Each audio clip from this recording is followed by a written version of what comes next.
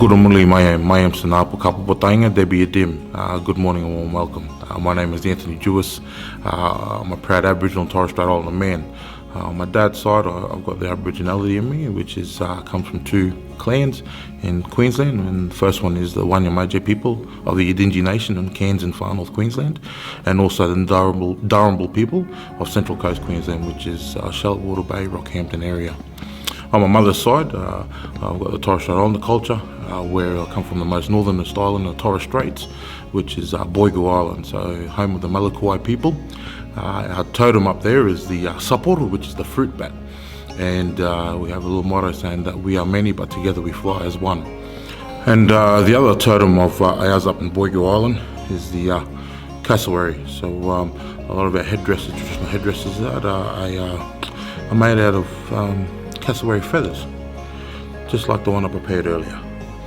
I also have connections out to the Arab island through my mother's family bloodline, through the Garcia chain as well. So I got the best of those two cultures, and I also have connections to Vanuatu, which is the Motalava Island, which is the northeastern island of Vanuatu, which is the Banks Islands, English name. Also connections to Spanish, German, African as well. So I've got a mixture of cultures, but very proud of my heritage. What does culture mean to me? One is the connection to country. When you walk on people's country, walk in your own country, walk bare feet, you feel the earth, Mother Nature looking after you. The other one is the connection with family. It's very important. It's around sharing the knowledge that's passed down to you and passed on to the younger generation. The other one is spirituality. It's very connected. We're very spiritual people, both in Aboriginal and Torres Strait Islander sides. And that's the essence of what makes us who we are, what we're so unique, and the way we do things.